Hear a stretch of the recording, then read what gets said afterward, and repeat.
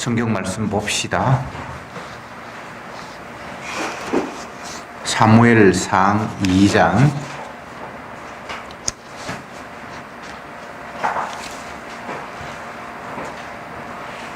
1절부터 11절 말씀까지 교독합시다. 1절 제가 먼저 읽습니다.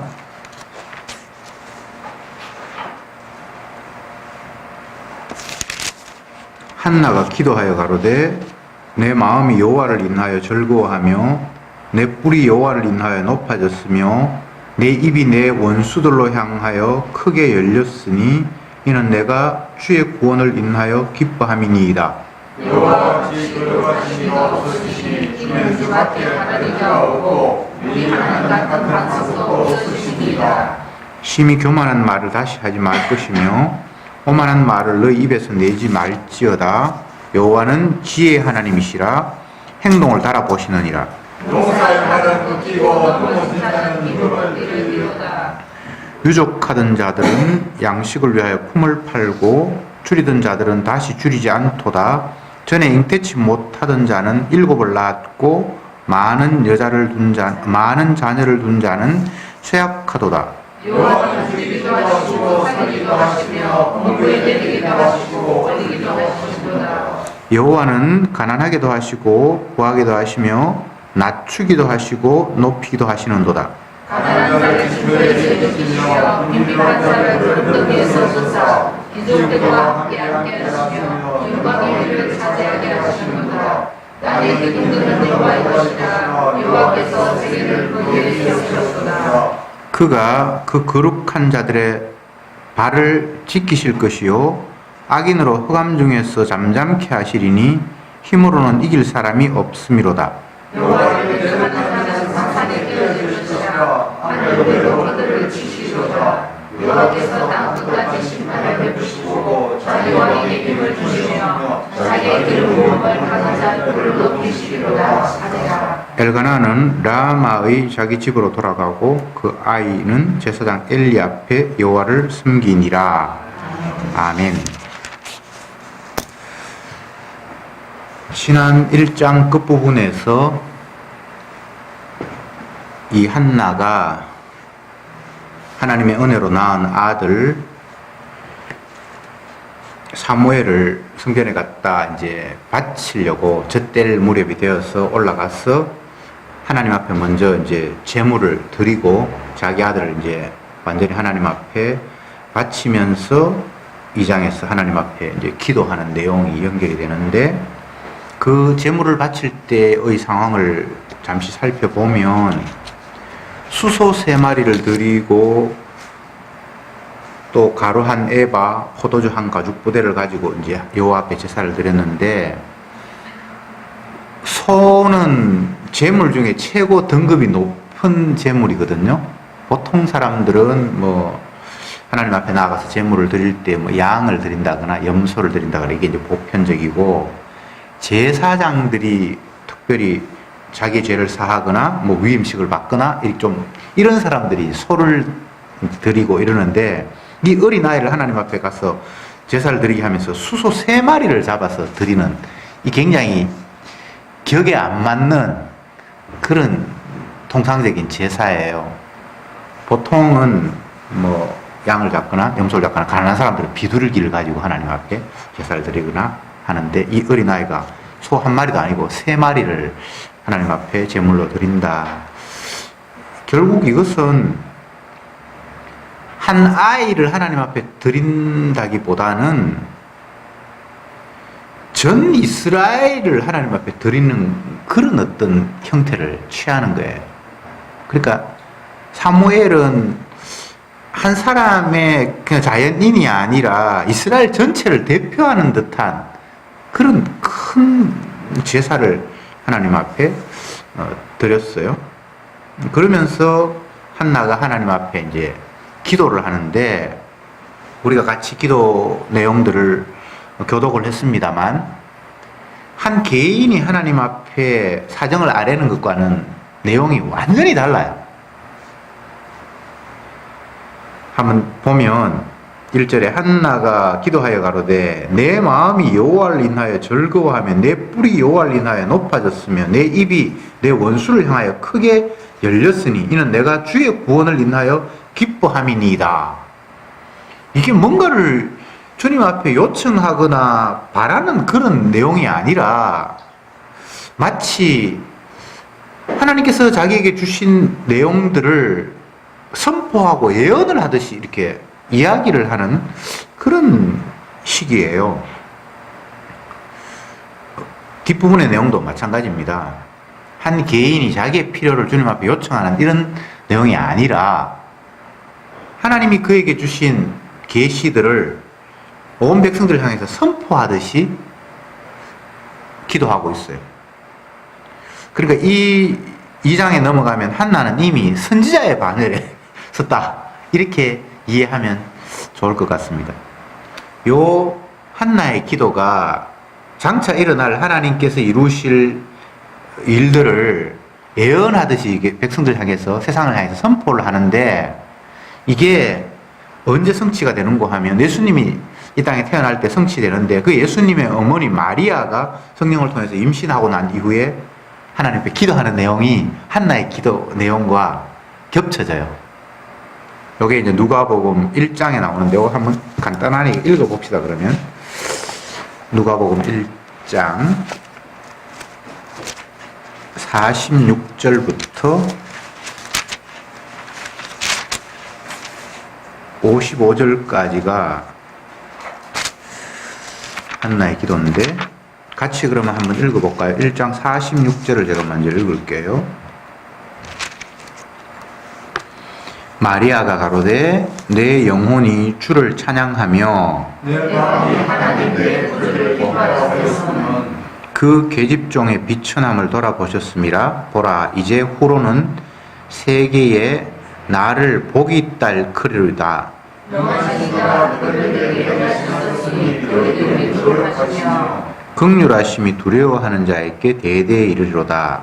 그의 팔로 힘을 보여사 마음의 생각이 교만한 자를 얻으셨고 권세 있는 자를 그 위에서 내리치셨으며 비천한 자를 높이셨고 주님의 나라를 좋은 것으로 베푸셨으며 부자를 공수로 보내셨도다. 그 종 이스라엘을 도우사 긍휼히 여기시고 기억하시되 우리 조상에게 말씀하신 것과 같이 아브라함과 그 자손에게 영원히 하시리로다 하니라. 아멘. 이 내용을 자세히 보면 한나가 이미 예언한 내용들을 마리아가 자기 아들을 임신하고 난 이후에 이렇게 된다라고 기도하면서 결국은 한나의 기도의 내용은 예수님이 장차 오실 것에 대한 예언이고 마리아가 기도함으로 말미암아 한나의 기도가 완성되는 어떤 그런 형태를 취한다. 이렇게 이해하시면 쉽습니다. 그런 관점에서 이제 한 절 한 절 말씀을 살펴봅시다. 내 마음이 여호와를 인하여 기뻐한다. 내 뿔이 여호와를 인하여 높아졌다. 이렇게 기도가 시작이 되고 있습니다. 즐거워하고 막 자기가 높아지는 것 같은 그런 상황이 되었다. 이렇게 얘기를 하는데 뭐 개인이 어떤 상황이 돼서 높아졌다라는 이런 차원이 아니라 하나님의 말씀이 이제 분명하게 성취된다라는 그런 차원에서의 이야기입니다. 한나가 슬픔을 가지고 성전에 나가서 기도하게 된 동기 자체가 그는 이미 주님의 영에 의해서 성령에 의해서 지금 살아가고 있고 자기의 무자함이 자식 없음이 하나님께서 자기 뜻을 이루기 위해서 이루신 일이고 그러기에 세상적인 관점에서 자식이 있으니까 이 사람은 복받았고 이 여인은 자식이 없으니까 저주받았다라는 그런 개념은 언약이 아니잖아요. 분명히 여호와로 말미암아 성태치 못하게 하였으며 라고 성경에 1장에서 나왔잖아. 그죠? 그 사실을 마리아는 이미 알고 있는 거예요. 그래서 나는 자식이 없는 이게 주님께서 하신 일이기 때문에 이게 주님으로부터 저주받은 일이 전혀 아닌데 브닌나라는 여인이 한나를 시기하면서 너는 자식도 없는데 왜 큰 소리 치냐? 이건 이미 저주받은 거야. 나는 복을 받았기 때문에 자녀가 있는 거야. 이런 말을 했을 때에 한나가 울분을 가지고 가슴 아파하면서 성전에 가서 기도하잖아요. 그런데 이제 이 상황에서 이제 1절에 보면 여호와를 인하여 이제 즐거워한다라고 되어 있는데, 그것은 봐, 주님께서 내게 깨닫게 해주신 그 깨달음이 틀리지 않았잖아. 자식 없다는 그 자체가 저주가 아니야. 그게 이제 확인이 된 거예요. 그죠? 그래서 여호와를 인하여 즐거워한다. 그러니까 성령께서 깨우쳐서 알게 된 그 내용들을 다시 확인함으로 말미암아 이제 주님께서 내게 깨우쳐 주신 게 틀린 게 아니었군요 라면서 감사를 드리고 있습니다. 성도는 늘 이런 경험들을 하죠. 하나님의 언약이 자기에게 믿음으로 선물로 와서 그게 너무나 확실하고 분명해서 그걸 가지고 살아가고 있는데, 언약도 아닌 전혀 틀린 것들이 그거 잘못됐어라고 공격해 올 때에 성도는 고통을 받는 거잖아요.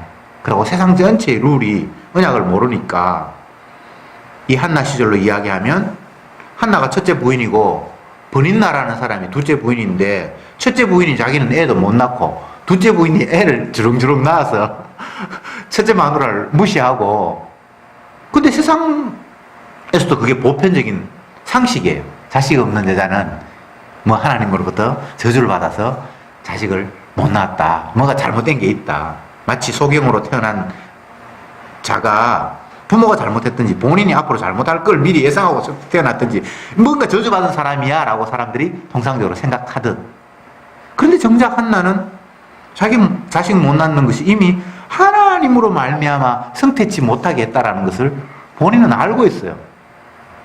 그래서 세상적인 관점, 언약도 아닌 세상적인 관점에서 자식 없으니까 너 저주받았어 라는 이 시선과 조롱이 얼마나 이게 억울함으로 사회에 있었겠습니까? 근데 결국은 자기가 맞았다라는 것이 확인이 되니까 나는 여호와를 인하여 즐거워하며, 이렇게 말씀이 시작이 되는 거예요. 그러면서 또 1절에 보면 뒷부분에 내 원수들을 향하여 크게 입을 열었다, 이렇게 말씀이 되어 있습니다. 항상 주님께서 언약으로 자기 백성들에게 찾아올 때에 독특한 현상이 벌어지는데 원수가 등장을 해요. 이건 통상적인 우리의 상식과는 달라요. 하나님이 언약으로 자기 백성에게 다가왔을 때에 그 언약이 다가온 그 성도에게는 하나님의 원수가 이제 보이고 등장을 한다 이 말이죠. 그래서 원수를 향해서 내가 이제 입을 크게 열었다. 이제 분명히 네가 하나님의 원수, 하나님의 약속의 원수라는 사실을 내가 확인하고 선포한다라는 이런 식이 되는 거예요. 예수님이 이 땅에 등장하셨을 때에, 공생애가 시작되었을 때에 첫 번째 그에게 다가왔던 사건이 마귀가 40일 금식하신 예수님께 찾아오잖아요. 그래서 하나님의 말씀으로 유혹하잖아요.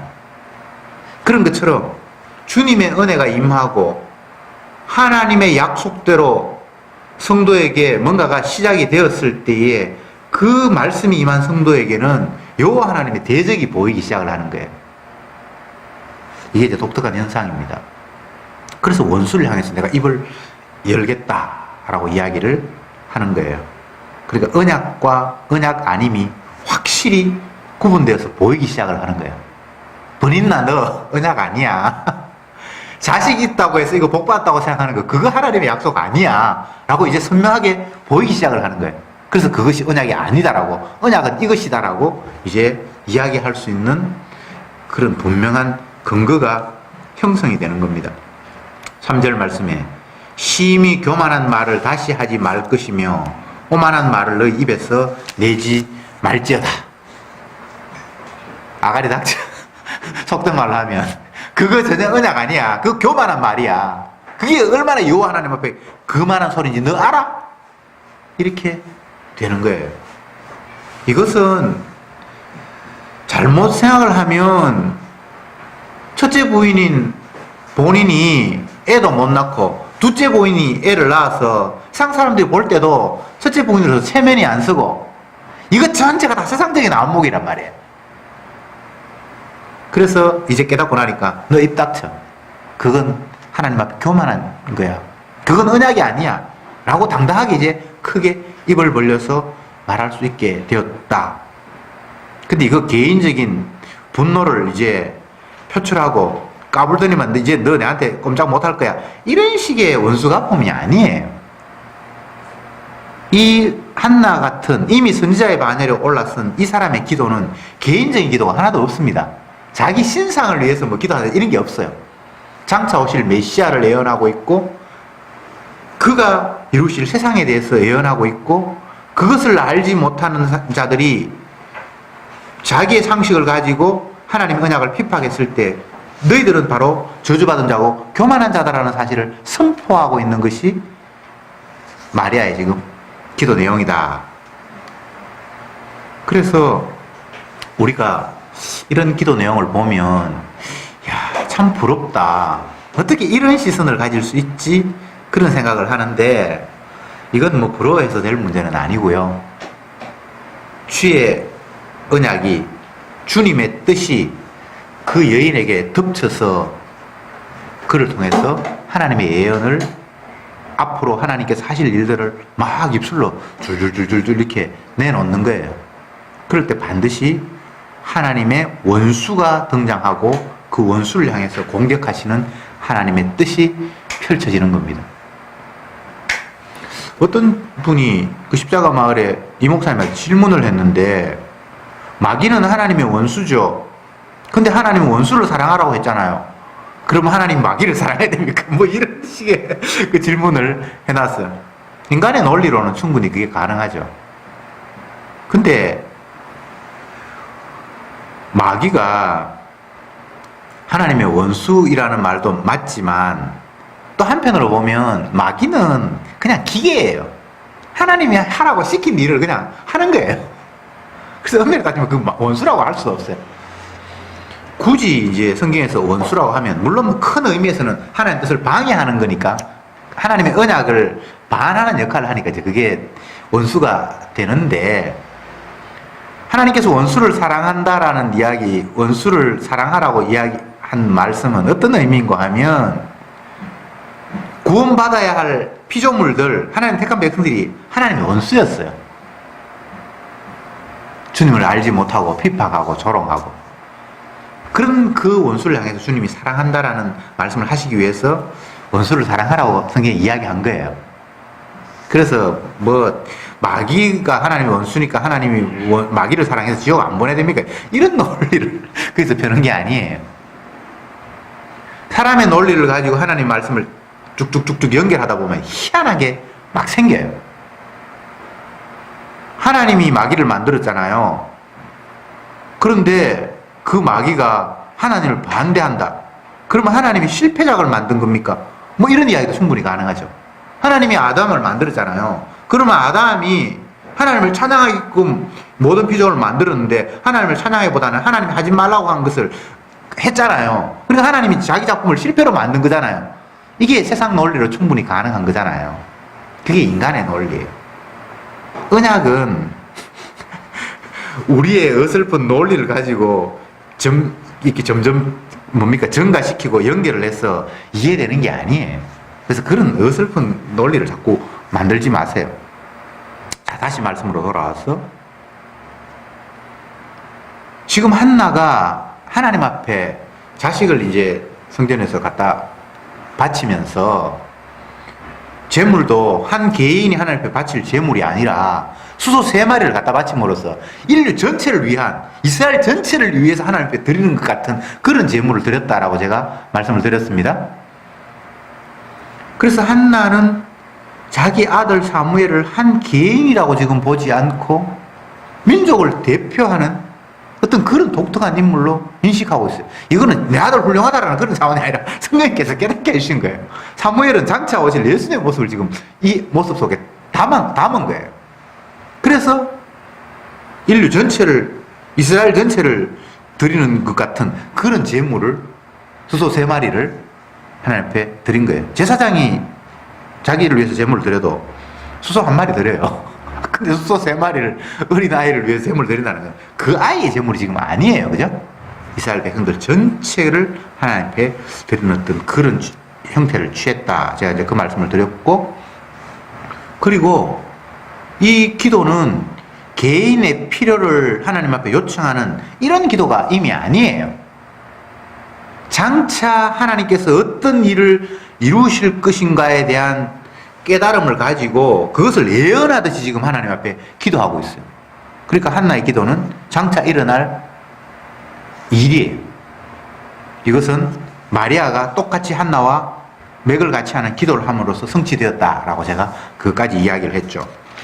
그런데 그 기도를 보면 원수가 눈에 보이고 그를 향해서 저주를 선포하는 그런 상황이 연출이 된다. 그까지 이야기를 했습니다. 4절 말씀을 제가 볼게요.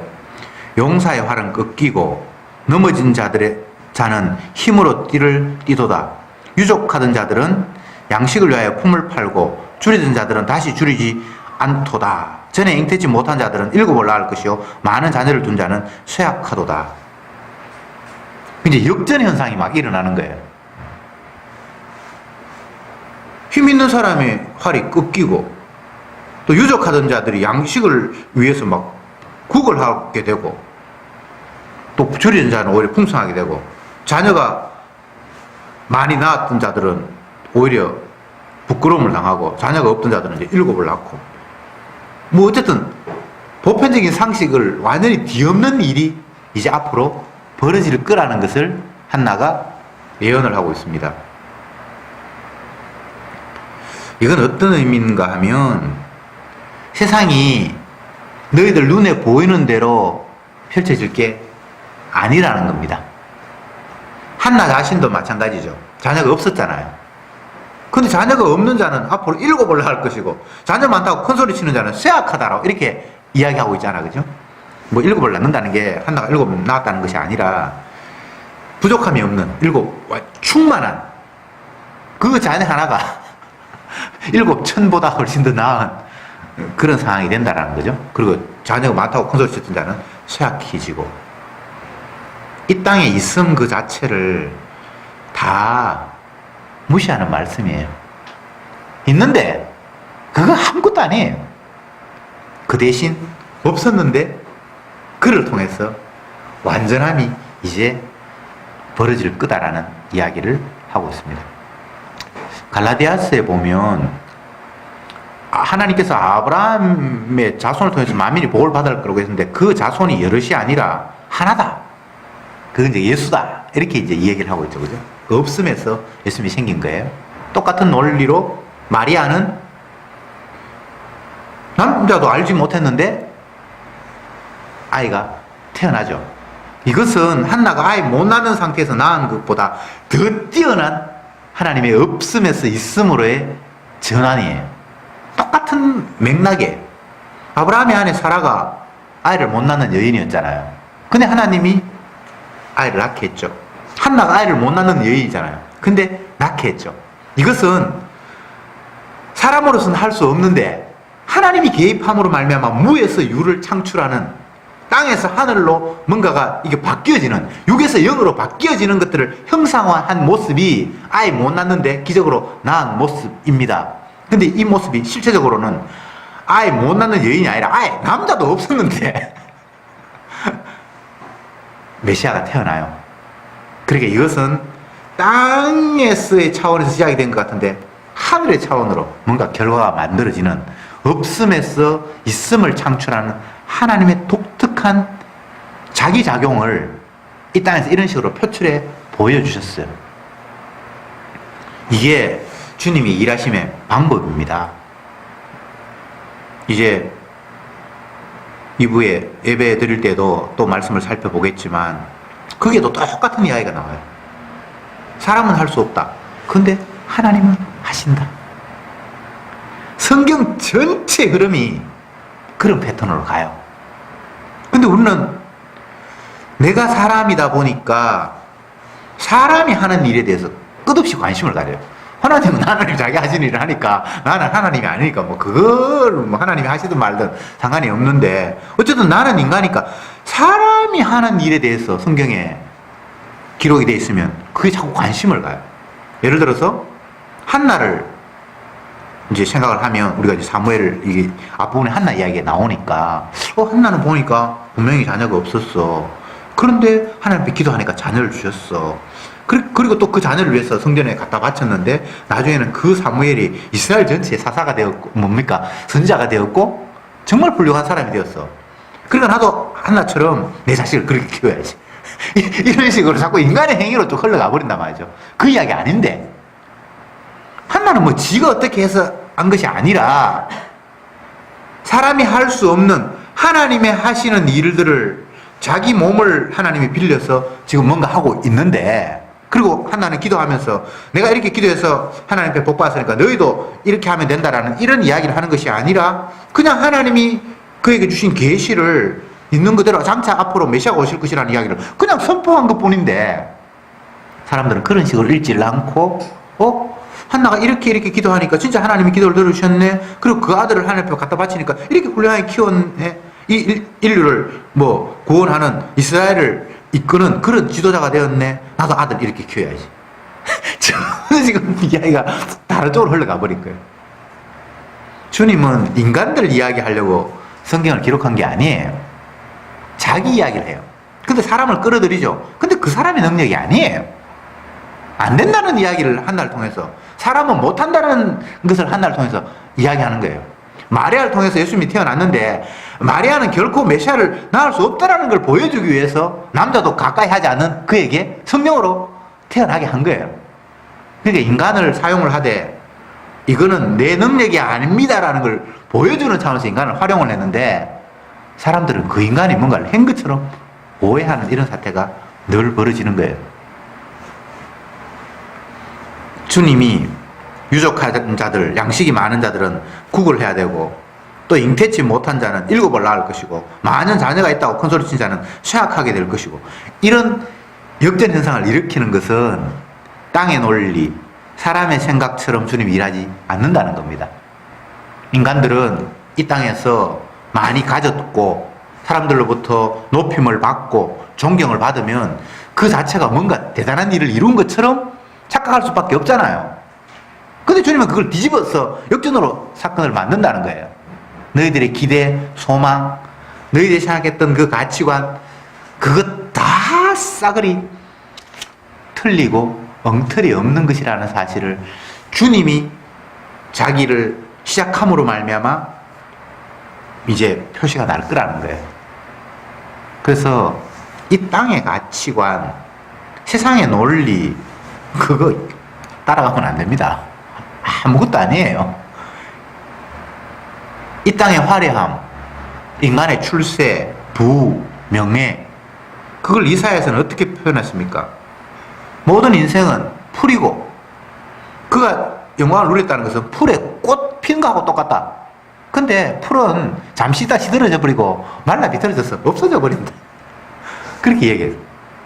이 땅에서의 화려함, 인간에서의 찬란함, 사람들이 귀하게 생각하는 와라고 부러워했던 그거 주님이 일하기 시작하면 완전히 다 찌그러져서 그것은 오히려 부끄러움이 되고 수치가 되는 날이 반드시 이를 것이라는 거예요. 솔로몬이 인간들이 부러워하고 이 세상에서 좋다고 하는 거 온몸에 다 지녔잖아요. 솔로몬만큼 부자도 없었고 솔로몬만큼 지혜 있는 사람도 없었고 솔로몬만큼 많은 사람들로부터 부러움의 대상이 된 인물은 세상에 그전에도 없었고 그 후에도 없었고 성경이 그렇게 기록해놨어요. 그러니까 솔로몬이라는 한 사람을 독특하게 하나님이 인간들이 부러워하는 거 몽땅 다 그에게 다 덧입혔어. 그런데 정작 은혜를 받은 솔로몬의 고백은 이거 다 헛것이었다는 거잖아요. 자기 삶도 헛것이었고 자기가 누렸던 거 이거 아무것도 아니었다는 고백을 하게 되잖아요. 그게 주님의 언약이 침투하고 주님의 능력이 나타남으로부터 일어나는 역전현상이에요. 7절에 보면 여호와는 가난하게도 하시고 부하게도 하시고 낮추기도 하시고 높이기도 하신다. 앞부분에는 이제 역전 현상을 이 땅이 부러워하는 것들이 성령이 역사하면 그것이 다 수치가 된다라고 이제 얘기를 했는데, 이제는 하나님께서 부하게도 하시고 가난하게도 하시고 병들게도 하시고 치료하기도 하시고 높이기도 하시고 낮추기도 하신다. 인간에게 있어서는 높고 낮음이 큰 문제고 있고 없음이 굉장히 심각해요. 그렇잖아요. 근데 언약 안에서는 그게 아무것도 의미가 없어요. 그냥 주님의 살아계심, 이것은 인간이 하는 것이 아니라 하나님께서 하셨다라는 걸 보여주기 위해서 있다가 없게도 하시고 없다가 있게도 하시고 그냥 그런 거예요. 언약이 개입하지 않으면 한나의 무자함이 참 서글프잖아요. 자기가 정실 부인이고 첫 번째 부인인데 애가 없고 오히려 첩이 애 낳아가지고 큰 소리 치고 있고, 언약을 제외한 인간의 관점을 보면 그거 단순한 문제 아니에요. 애 없는 게 엄청나게 서럽고 부끄럽고, 또 언약이 빠진 상태에서 나는 솔로몬처럼 많은 것을 가졌고 또 어떤 사람은 아무것도 없고, 이거 간단한 문제가 아니에요.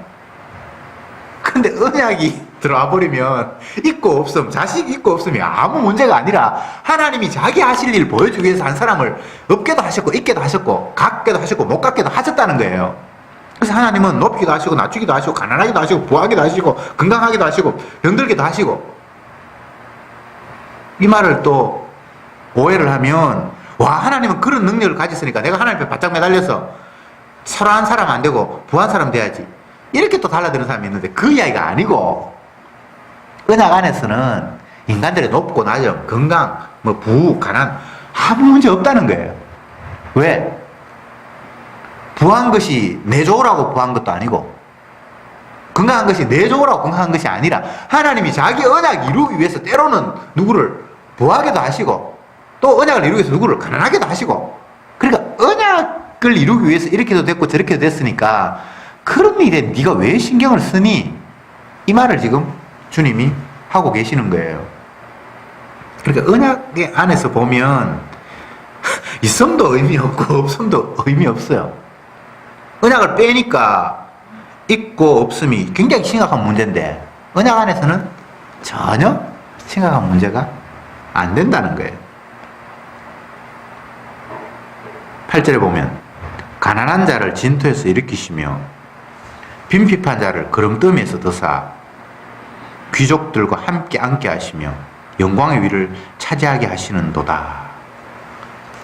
이거는 가난한 초라한 우리들을 하나님이 높여주신다는 이런 이야기가 아니라 이 땅에서 가치 없어 보이는 그 메시아가 결국은 영광의 위의 자리에 앉게 될 것이다라는 이야기를 하고 있습니다. 개인 이야기하는 거 아닙니다. 장차 오실 하나님의 아들을 중심으로 이야기를 하는 거예요. 하나님의 아들은 이 땅에서 출생 자체부터가 초라함 그 자체였잖아요. 하나님의 아들이면 헤롯의 상식, 그 당시에 유대인들의 상식으로는 왕궁에 태어나는 것이 합당하잖아요. 하나님의 아들이니까. 근데 정작 예수님은 어디에 태어났습니까? 짐승들을 구유해서 태어났어요. 뭐 그 당시에 물론 정치적인 상황이 있었죠. 호적하기 위해서 고향으로 갔는데 호적한 사람들이 너무 많이 몰려서 여관도 못 얻어 걸려가지고 막 헤매고 있는데 출산할 때가 됐으니까 당장 급하니까 그냥 짐승들이 있는 그 숲이나 뭐 집을 깔아놨고 하니까 출산하기가 그게 좋아서 그냥 태어난 그런 상황은 있지만 궁극적으로는 하나님이 가장 낮은 모습으로 짐승처럼 그렇게 출생을 했고, 그리고 그를 죽이기 위해서 왕은 어린아이 2살 이하에 태어난 아이를 막 다 죽이는 살인명령이 떨어져서 남의 나라에 피신을 가고, 어떻게 겨우겨우 살아남아서 나중에는 공적 생애가 되어서 이제 메시아로서 역할을 하기 시작을 했는데 사람들로부터 거짓이라고, 하나님을 모독하는 사람이라고 온갖 욕설과 모든 것들을 다 당하다가 한 3년 있다가 결국은 사람들에 의해서 가장 비참한 모습의 사형 형태. 십자가라는 것이 그 당시에 사람을 사형시키는 방법이 여러 가지가 있는데 십자가는 가장 완악한 사람을 처형하는 형벌이 십자가잖아요. 그러니까 출생부터 마지막 끝나는 날까지 가장 천대를 받은 분이 예수님이에요. 이 한나의 기도 속에 그걸 지금 다 담아놓은 거예요. 8절부터 다시 볼게요. 가난한 자를 진토에서 일으키시며 빈핍한 자를 거름뜸에서 드사 귀족들과 함께 앉게 하시며 영광의 위를 차지하게 하시는도다. 이게 예수님 모습이라고. 다른 우리가 앞으로 이렇게 될 것이다라는 게 아니라 내가 지금 초라한데 하나님이 왕궁에 앉히겠지 이런 개인의 적용이 아니라 앞으로 오실 구원자가 그름뜸에서 다시 일으키는 같이 그렇게 될 것이라는 거예요. 어떤 분들이 이야기를 합니다. 예수님이 초라하다라는 게 성경에 어디 있노? 이런 구절이 다 그런 거예요. 물론 직접적인 모습도 있어요. 이사야에 보면 메시아가 이 땅에 왔는데 사람들이 그를 알지 못했고 그를 귀히 여기지 않았고 버렸다라는 이야기도 나와 있고, 그리고 이런 구절들이 다 장차 오실 예수님을 겨냥한 예언이에요. 땅의 기둥들은 여호와의 것이라 여호와께서 세계를 그 위에 세우셨도다. 예수님 위에 여호와 하나님이 세상을 다 세웠다는 거예요. 그래서 그 반석에 예수님은 바탕이고 그 위에 하나님이 온 세계를 다 세워놨다는 거예요. 참 이게 독특한 논리죠. 그러니까 한나가 지금 선지자가 된 거예요. 이런 놀라운 예언을 하는 거예요. 내 아들이 없다가 태어나고 그가 어린데 젖됐는데 바로 성전에 갔다가 드릴 수밖에 없고, 이 모든 일이 장차 오실 예수님을 토대로 해서 세계가 그 위에 다 세워지기 위해서 일어나는 일이라는 거예요. 그런데 사람들은 하나님의 아들이라고 이야기를 해도 이런 바탕으로 하나님의 아들을 이해하지 않죠. 인간 있고 하나님의 아들이 있으니까 하나님의 아들은 능력이 많으니까 나를 좀 도와주겠지, 이런 생각을 하지, 세상 전체가 하나님의 아들이 바탕이 돼서 그 위에서 모든 것이 세워진다라는 이런 상상을 하지 않잖아요. 근데 이 한나는 예언을 받아서 지금 그 이야기를 하고 있는 거예요. 예수님 위에 세상 전체가 세워집니다. 그가 반석이고 그 위에 세상 전체가 다 세워집니다. 이렇게 돼버리면 한 개인이 내가 천국을 가야 되네, 나는 이 땅에서 행복해야 되네라는 이런 말 자체가 성립이 안 돼요. 모든 피조물은 예수님의 주되심을 드러내기 위한 도구예요. 가난하게 되든 부하게 되든 높아지든 낮아지든 그건 내 문제가 아니고 주님이 나를 사용해서 자기를 드러내시는 일을 위해서 역할을 주는 거예요. 거지 나사로의 역할이 억울한 역할이 아니라 하나님이 자기 영광을 위해서 그를 그렇게 사용을 하셨어요. 그러니까 성도는 찬양할 이유밖에 없지 불평할 이유가 하나도 없어져 버리잖아요. 10절을 봅시다. 여호와를 대적하는 자는 산산이 깨어질 것이라. 하늘 우레로 그들을 치시리로다. 여호와께서 땅 끝까지 심판을 베푸시고 자기 왕에게 힘을 주시며 자기의 기름 부음을 받은 자의 뿔을 높이시리로다. 이게 예수님이잖아, 그죠? 예수님을 대적한다. 그거는 산산이 다 박살날 거라는 거예요. 하늘의 우레를 동원해서 박살낼 거라는 거예요. 땅 끝까지 그를 심판할 거라는 거예요. 예수님 중심의 세계라는 거죠. 하나님의 원수는 누구냐? 주님이, 예수님이 바탕이고 그 위에 모든 것이 세워져 있다는 것을 인정하지 않는 게 여호와의 원수예요. 나를 괴롭히는 게, 예수 잘 믿는 나를 방해하는 게 여호와의 원수가 아니고 예수님이 세상의 주인이고 그분을 위해서 모든 것들이 세워졌는데 이거 인정하지 않고 살아가는 모두가 다 하나님의 원수예요. 즉 신약으로 이야기하면 십자가를 통해서 다 이루심, 그걸 인정하지 않는 게 하나님의 원수예요. 그래서 십자가를 인정하지 않으니까 지 열심을 자꾸 내세우는 거예요. 내가 이만큼 열심히 했는데요, 내가 이렇게 기도했잖아요, 내가 우리 자식 키우려고, 잘 키우려고, 바를 키우려고, 신앙인으로 만들려고 얼마나 노력했습니까? 이게 다 여호와의 원수예요. 내가 열심히 해서 뭔가가 일어나는 것이 아니라 주님이 다 이루셨어요. 그리고 주님만이 다 하셨다는 것을 인정하면서 높낮이가 펼쳐지는 거예요. 부하게도 하시고 가난하게도 하시고. 그냥 우리는 하나님이 자기 영광을 위해서 이렇게 지금 이끌어 가시는구나를 찬양할 뿐인데 내가 불편하다는 거예요. 나를 왜 낮추십니까? 아니 네가 어디 있는데 주님의 바탕 위에 모든 것이 서 있고 이 주님의 주되심을 드러내는 게 이 세상인데 나라는 것을 따로 상정한다는 그 자체가 주님을 외면하는 거예요.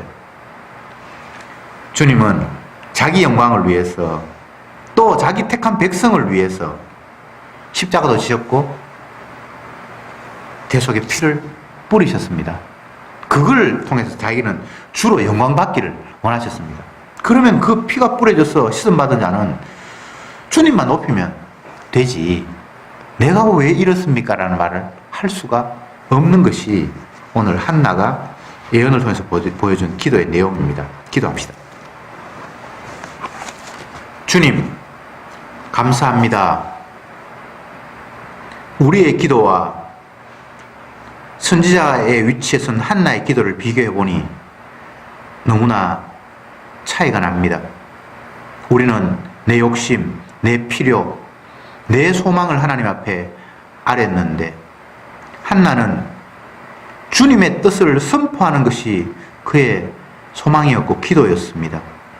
바라건대 저들이